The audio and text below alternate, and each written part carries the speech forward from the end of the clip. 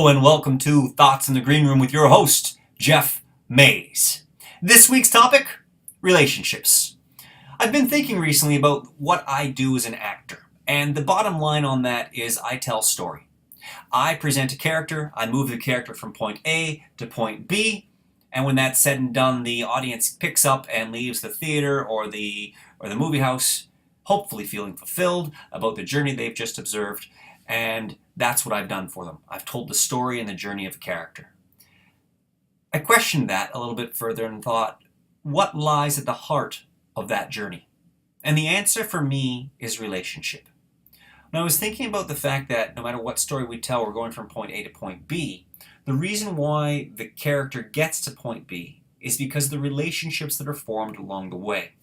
If you think about some of the classic models, the hero story, the superhero story, you get somebody with powers on a quest, and they can't fulfill the quest until they meet their mentor or their teacher who gives them that secret skill that allows them to overcome their adversary.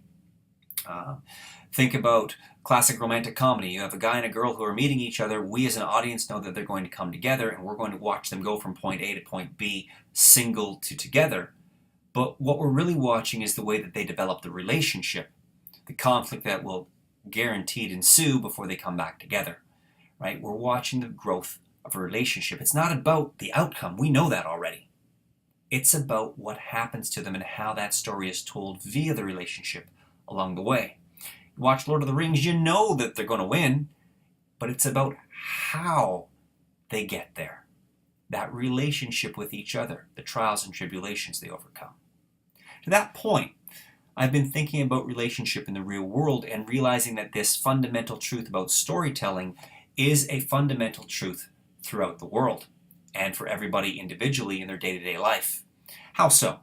Well, think about what you do. Let's go for your basic. You go to work. Why do you go to work? To pay your bills. Point A, have a job. Point B, pay the bills. Now, we already know that you're going to have a job and you're going to go to get your bills paid.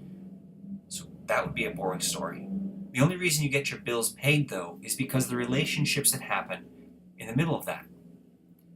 You try to pay your bills so that you can have a home.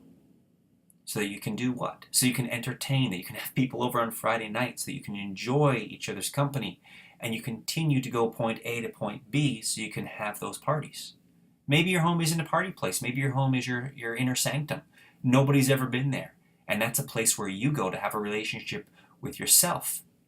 So you can breathe, so you can relax, so you can better reflect on who you are as a person.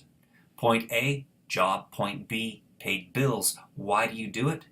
The relationship development. And you pay those bills, you work to pay those bills as you develop relationship.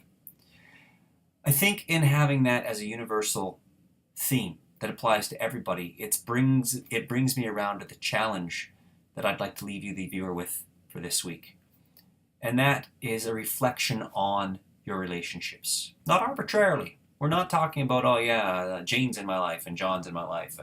No, I'm talking about seriously reflecting on them to understand how Jane and how John impact your life and help you tell your story.